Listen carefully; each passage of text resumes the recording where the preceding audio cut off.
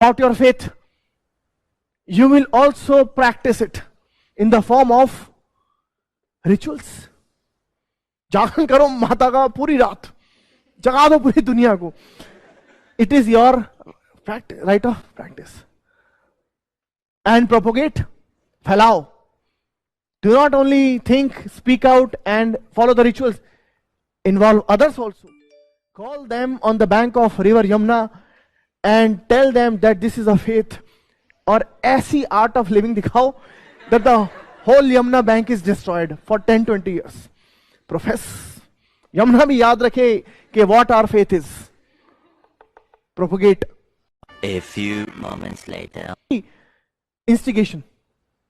भड़काने की धीरे लोग लड़ने मरने को तैयार है. Sonu Nigam, the best case right now. What did he say? Loudspeakers from masjid disturb me. अब इतनी परेशानी है, इतना पैसा भी है, साउंड प्रूफिंग करवा लो. Why are you so much bothered? इतने परेशान है उसके लिए. समझ रहे हो ना? समस्या है. If we look at India itself, then there are two Indias. There is an India of the past, of the racialized caste order, which oppresses the majority population. It's well known as the Intouchable, but also many other lower caste, les basses castes. And this is the India also of the Aryan interest, in quotes, which is now anxiously expressing itself in the Aryan name, Bharata. And then there is the India of the future, that is an egalitarian India, which would be without the caste oppressions and it would be without Hinduism. And that is the India that is not yet represented, but it is waiting, longing for the world to show its visage to the world. Well, Divya Dwivedi, there has been a lot of growth over the past decade. It's been chaotic at times when there have been things like demonetization at one point, but we're speaking to one rickshaw driver who says he loves his lot in life. He's been doing it for 19 years. And 4 years ago, he was able to sign up with an app. And with that app, he does a lot more business. And he's more connected, not just to his customers, but to the whole world. Is there not the feeling that the future is smiling upon India? If we go beyond the mediatized anecdotes, such as the one of the rickshaw puller, we should first keep in mind a kind of basic principle to understand Indian society and the split within Indian society, which is that India has been shaped over the past 3,000 years by the racialized order of caste, in which 10% of the upper castes are a minority, but they occupy 90% of the lucrative and powerful positions. That continues even today. It continues in all the other countries, in all the other G20 countries.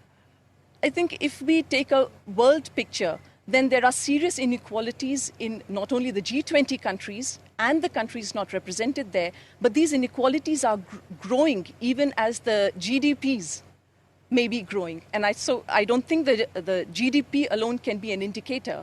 But what about the 90% of Indian population, which over 3,000 years has been experiencing descent-based racialized oppression, exclusion, and even false or hoax representation in the form of Hindu religion? And that is the India that we now see emblematized, put forward even in this conference, right up to the colors of the logo, which represent the colors of the ruling party. That party itself has a parent organization, the RSS. It's not only a fascist organization, but it represents the upper caste supremacist interests of the minority of the country. So the question is, what would represent to democracy? Now, Sai, I was going through the commentary on social media, and many people have compared this to what the Britishers did by adding animal fat in cartridge. Right. See, I think when the British man does it, I expect it because that was a stated intent. But today, what is being pushed in the name of secularism is anti-Hinduism. Whether people agree with me or not, that's a different issue. But in practice, that is how secularism has worked out, where the state establishment takes a position that it is equidistant from all faiths. But it is not equidistant from the Hindu establishment when it comes to interference with our religious institutions. And it is not equidistant from other communities when it comes to extending benefits to them. So equidistance, as is expected in a secular country, I don't think has worked out to the benefit or advantage of Hindus. It's not even worked out, according to me, on just and fair lines. So maybe there are some fundamental issues with respect to our so-called principles of constitutional morality that must be revisited. But nevertheless, I do believe that this is yet another instance which showcases the fact that we are eighth grade citizens or eighth class citizens, to put it in the language of Anand Ranganathan, in our own country. And two, please remember that Tirumala has been the subject of repeated attacks under Jagan, where the fact of the matter is the temple board, the TTD, was populated with either Christians or openly practicing Christians. And we were being told that what is wrong with it. Now, Sai, before we let you go, my final question to you is this. I have a report by the National Dairy Development Board, and among other things, it says fish oil, beef tallow, lard, which is pig fat.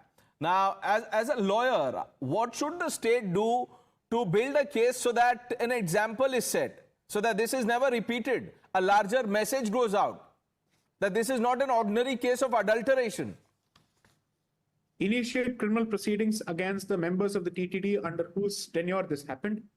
And if there is someone who signed off on this directly, that person must be prosecuted to the fullest extent of the law for hurting Hindu sentiments under provisions which deal with causing hurt to religious sentiments. That must happen.